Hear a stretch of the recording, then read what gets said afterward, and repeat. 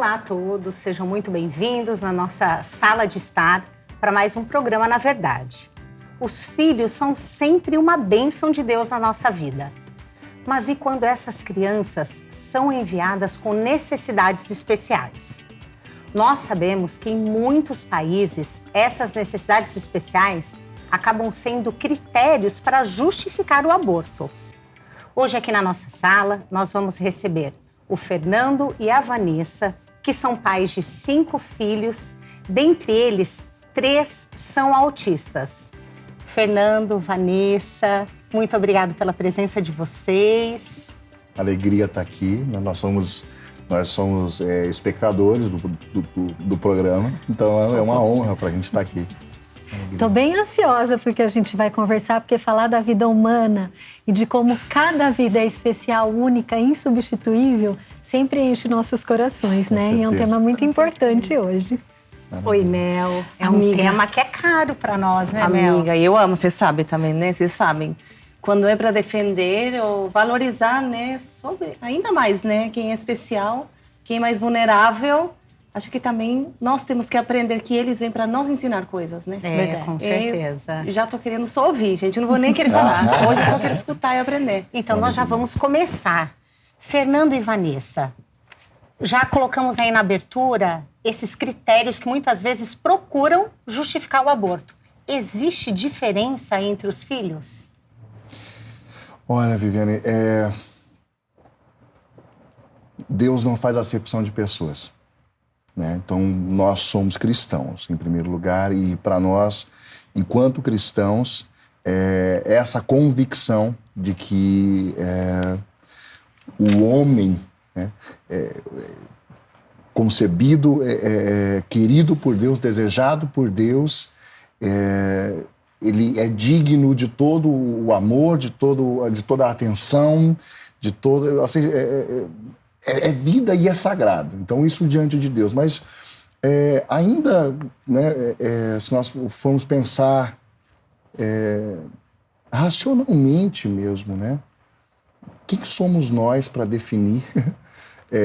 Quem somos nós para dizer quem pode e quem não pode viver? Exato. Entende? Então, com toda certeza, né? E hoje, da nossa experiência, né, amor? Olhar para os nossos filhos, nós temos 3 crianças que são autistas e 2 meninas que não. Que diferença há entre eles para nós? Nenhuma, né? Então, são bênçãos. Não há diferença. Então, conta um pouquinho pra gente, Vanessa. São 5, 3 meninos e 2 meninas. Qual a idade deles? Como que eles foram intercalados aí? O Rafael tem 6 anos, a Maria Fernanda tem 4, mas vai fazer aniversário já esse ano.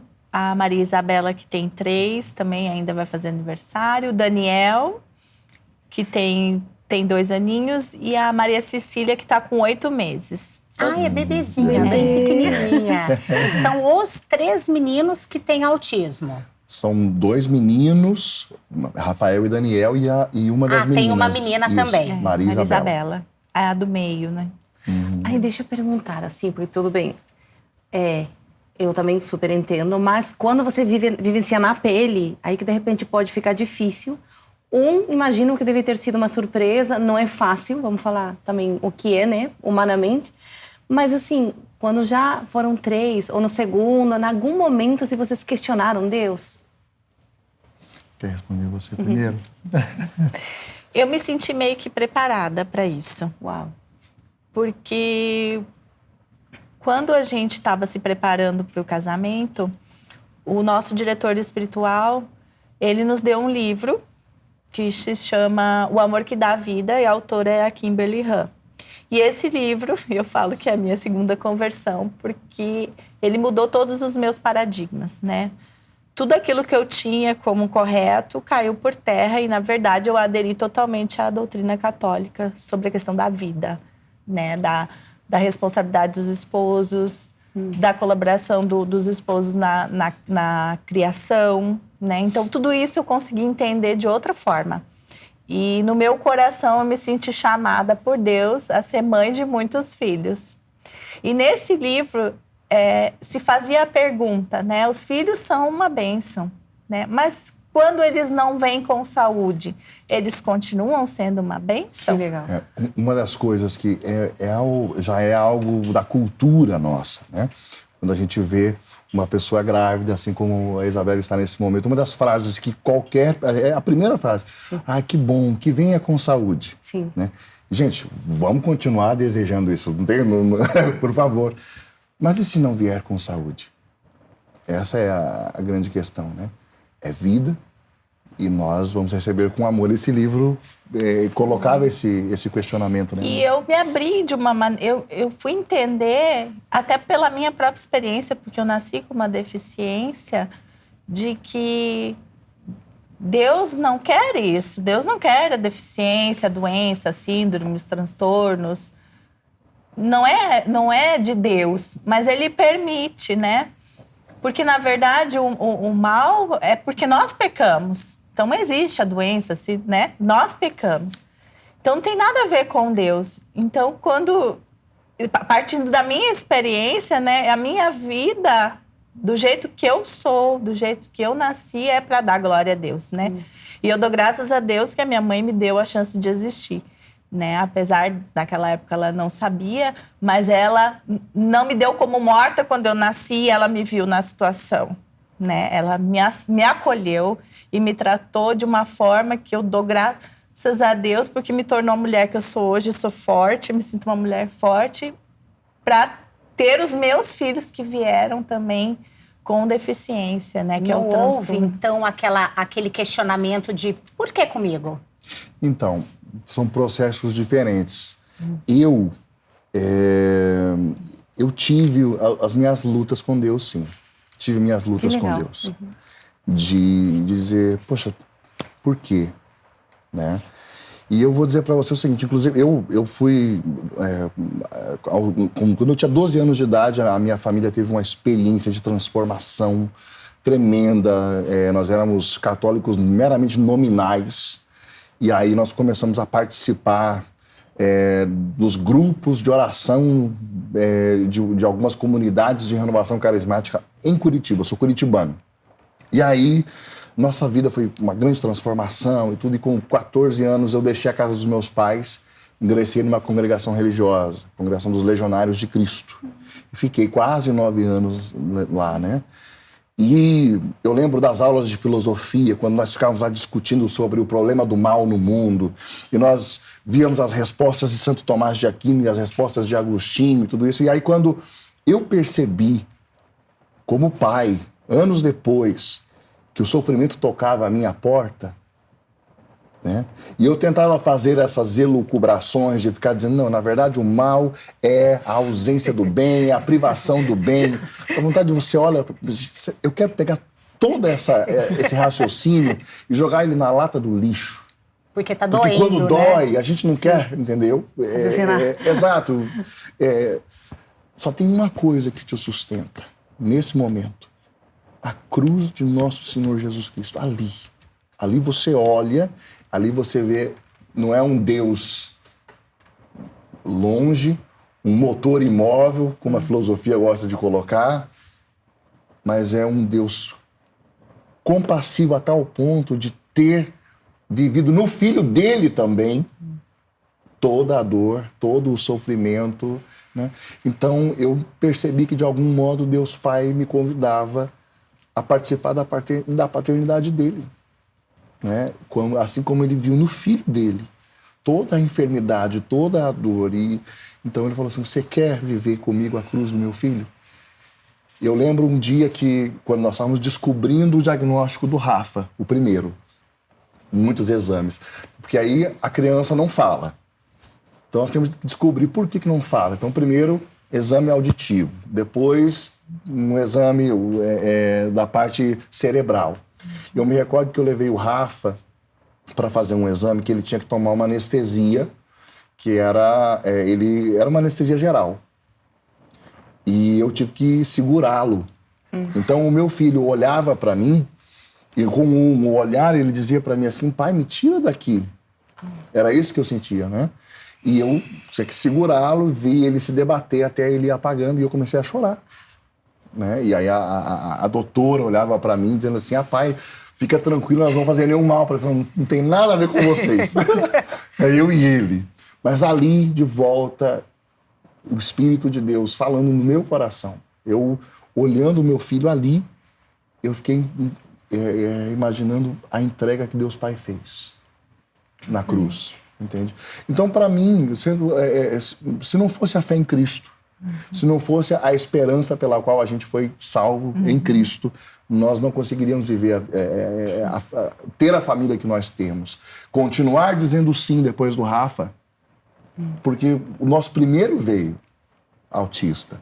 E aí o nosso neuropediatra foi claríssimo. Ele disse assim, olha, o histórico, o primeiro filho diz que a probabilidade de vocês continuarem tendo filhos autistas é muito grande. Ele já avisou. Avisou no primeiro. Por causa do primeiro, o primogênito ser autista. E aí, né, nós conversando sobre isso, eu não julgo, nós não julgamos de modo algum aqueles pais que, em virtude disso, tomam a decisão de não terem mais filhos ou de espaçarem ou... Nós não queremos entrar nesse mérito. Cada um tem os seus justos motivos para... diante de Deus, e eu acho que nós, como bons católicos, procurar um bom sacerdote, colocar essas razões e ver se de fato, porque ninguém é bom juiz na própria causa. Sem dúvida. Né? Então, se faça ajudar de um bom sacerdote, por favor, né? Para que ele te ajude a ter um julgamento correto, para você não estar, de fato, se fechando a vida. Porque o casamento cristão, católico, aquela perguntinha que o padre te faz, se você está aberto a receber os filhos que Deus vai te dar, isso não é brincadeira, para nós não foi. Não foi. Né? Então, abrir-se, e aí eu e a Vanessa, mesmo racionalmente, a gente buscou a Deus em oração. E a gente crê que Deus tem prazer em falar com seus filhos. E nós sim, vimos que era desejo de Deus que nós continuássemos abertos à vida que Ele ia prover. E a gente seguiu. Né? Veio Maria Fernanda, não era autista. Continuamos. Veio Isabela, autista. E vocês sentiram, Vanessa, o julgamento das pessoas no momento em que vocês têm esse primeiro filho autista, resolvem ter o segundo? Talvez até ainda nesse momento ainda não, né? Talvez, tadinho, eles estão tentando ter um filho perfeito, mas aí vão para o terceiro. O terceiro nasceu com autismo. É uma menina. Vocês perceberam em algum momento o julgamento das pessoas? Infelizmente sim, porque muitos, até família, não entendiam assim por que eu queria ter tantos filhos, já que eu era uma pessoa que tinha estudado, né? Tinha feito 2 faculdades, tinha pós-graduação, tinha trabalhado muito bem, tinha ganhado muito bem nessa vida, né? Tinha tudo para ser uma pessoa de sucesso de carreira. Então, eles não entendiam por que eu tinha deixado tudo isso... Para cuidar dos filhos. Para ficar com os meus filhos. Isso era uma cobrança, né? No caso, assim, você não vai voltar a trabalhar? Não, eu não vou voltar a trabalhar. Eu vou ser mãe, né? Eu trabalhei, eu já digo, não, eu já trabalhei. Eu trabalhei dos meus 19, trabalhei 13 anos, eu já conheço isso, já conheço o mundo dos negócios. E agora eu vou ser mãe. E eu não vou voltar a trabalhar. E realmente não tenho condições de voltar a trabalhar, porque meus filhos precisam de mim. E como é a sua rotina, Vanessa, com as crianças? Como que é essa doação com tantas necessidades diferentes ali? Primeiro pela idade, né? Porque são todos pequenininhos. Os 3 que são autistas, eles compartilham o mesmo universo ali, ou eles têm universos diferentes entre eles? Existe algum entrosamento? Como que é?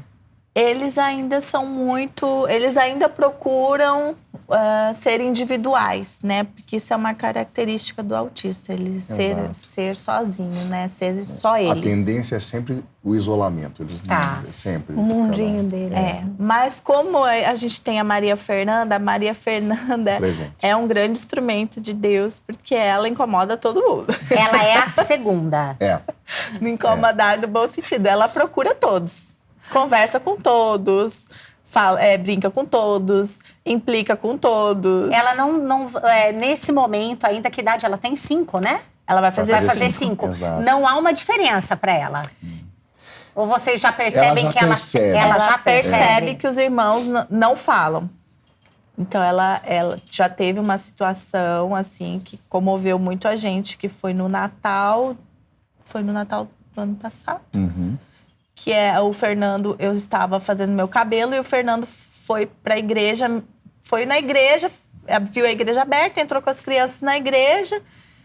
E aí ele falou para Maria Fernanda, vamos ver o presépio e tal, e vamos fazer uma oração, filha. Aí o Fernando estava fazendo oração e ela foi, aí faz essa oração. Falei pra ela, faz você agora. Aí ela falou, Jesus, oração de criança, né? Jesus, eu quero um skate e eu quero que você faça que o meu irmão Rafael fale. E aí o Fernando olhou para ela e... Chorei, abracei, rezei com ela, né? São várias as experiências, assim, com a Maria Fernanda, assim, é muito, muito lindo o que Deus faz através dela para os demais irmãos. E para vocês, provavelmente, também, né? E eu vou dizer para vocês, Deus responde a oração. Porque o meu filho não falava absolutamente nada. Aí eu lembro que eu fui com a Fernanda, ela fez essa oração diante de Jesus, eu chorei muito com ela, abracei. Aí um grande amigo meu, um sacerdote, grande amigo meu de Osasco, o padre José Eduardo, me chamou para ir até a paróquia dele, para dar um retiro para homens. Eu fui lá, dei todo aquele retiro, e no fim do retiro, um senhor que estava lá veio no meio da oração e falou para mim assim, Fernando, eu sinto de te falar isso, Deus falou no meu coração, eu quero falar isso para você. Você vai ter uma surpresa quando você chegar em casa. Nossa. Né? E aí eu fiquei com aquilo, agradeci, esqueci e vim embora. Né? Agradeci o padre e tal. Cheguei em casa, fui dar banho no Rafa, né? E levei ele pro chuveiro, tudo isso. Ele nunca tinha falado comigo, nunca. Coloquei ele na cama e fui buscar roupa. Quando eu volto, eu entro pela porta do quarto, ele abre os braços e diz pra mim assim, papai. Eu desabei, fui até ele, eu abracei, e aí ele me chamou papai o tempo inteiro. Né? Foi a primeira vez que ele falou? A primeira vez. Quantos anos? O maior presente. 4 anos. Ele ficou teve um ano de 3 para 4 que ele era totalmente mudo. Não falava nada. Só grito. Eles são como bebês, assim. Porque como eles não têm a linguagem, então tudo que eles sentem, tudo que eles querem é choro e grito. Né? Mas eles melhoraram muito a linguagem deles, porque eles apontam, a gente insiste com eles, né? Mas ainda é muito grito e choro para manifestar. É a única maneira de se comunicar. Deixa eu perguntar, porque assim, a rotina, a dinâmica, né, do dia a dia não deve ser fácil. Não. Com tantos filhos já é uma característica, ainda que sejam especiais é outra. Você que deixou a carreira, assim, como que vocês levam isso? É como um apostolado? Como é que vocês levam isso? Eu vou dizer, quando eu deixei a casa dos meus pais para entrar na vida religiosa, eu fui para a vida religiosa porque, para mim, enquanto católico, no pouco que eu conhecia, o que eu tinha era um desejo de consagração a Deus. Então, para mim, ser consagrado era ser padre, logo vou. E agradeço muito, foram quase 9 anos. Mas aquela resposta que eu dei a Deus, que eu queria ser dele e somente dele, eu a vivo hoje como casado, como pai dessas crianças. E é assim, eu bendigo a Deus porque ele teve misericórdia de nós e nos deu os nossos filhos para que nós pudéssemos ir para o céu, é isso. Sim. Eles são meio de santificação para nós. Com certeza. Né? Então, foi uma quebra, financeiramente falando, foi muito difícil. Eu e Vanessa trabalhávamos, então quando nós saímos de São Leopoldo, no Rio Grande do Sul, para vir morar aqui em Valinhos, só eu trabalhando, né? O nosso orçamento caiu pela metade, uma série de desafios, uma série de privações. Deus nos ensinou a ser humildes, a aceitar quando amigos vêm e falam assim, eu quero te ajudar, né? Então, quebra do nosso orgulho. As crianças nos tiram do egoísmo, da zona de conforto. Nós somos muito egoístas. Sim. Né? E, de fato, constantemente nos forçam a sair de nós mesmos. E aí nós entendemos Jesus, quando ele fala que há mais alegria em dar do que em receber. Sim. Porque extenuados... Porque, olha, eu digo assim, a coisa mais comum que tem é nós perdermos noites de sono. A coisa mais comum. Eu me sinto fazendo o que eu nasci para fazer na minha vida, sabe? Hoje eu sou mais feliz do que eu era. Com carreira, com dinheiro. Eu tinha dinheiro na minha conta, assim, que eu podia fazer o que eu quisesse, né? Se eu quisesse ir no salão, né? Porque eu sempre fui uma mulher muito vaidosa, sempre cuidei de mim, né? E tudo. E eu vejo o quanto eu tive que colocar outras coisas como prioridade, né? Hoje meus filhos são prioridade. Meu marido, meus filhos são prioridade para mim. Né? E eu fui quebrada no meio, assim. Mas eu sou a mulher mais feliz hoje, fazendo o que eu nasci para fazer. Porque hoje eu consigo enxergar que eu nasci para isso. Para ser mãe desses 5 filhos. E se Deus me mandar mais um, mais esse. Porque eu não gosto de dizer, são 5. Não, são... Hoje são 5, né, no Vanessa? momento, né? Porque às vezes as pessoas... Até agora que nasceu a Maria Cecília, né? E tem o terceiro que foi diagnosticado esse ano com autismo, que é o Daniel, que tem 2 aninhos. Até teve uma pergunta de uma moça que falou assim, você quer ter mais filhos? Você vai ter mais filhos? E eu falei, olha, no momento, não. Mas eu sou aberta à vida, porque eu não tenho controle disso, né? E eu e meu marido estamos abertos, né? Eu tenho plena consciência, se acontecer de eu ficar grávida, eu vou dar glória a Deus, né? E eu vou receber esse filho, né? Que as pessoas ainda ficam, nossa, mas você tem 5, você quer mais, né? Sim, eu quero mais. Se Deus me der mais, eu quero mais, né? Porque eu aprendi que a providência nunca vai falhar. Nunca falha, né? Nunca vai falhar. Gente, tá maravilhoso. Eu quero continuar com esse assunto especificamente. As pessoas, o que elas falam, a decisão de vocês de continuar, apesar, né, das complicações. Mas agora nós vamos ter que ir para um corte. E daqui a pouco voltamos. Continua aí, tem mais na verdade.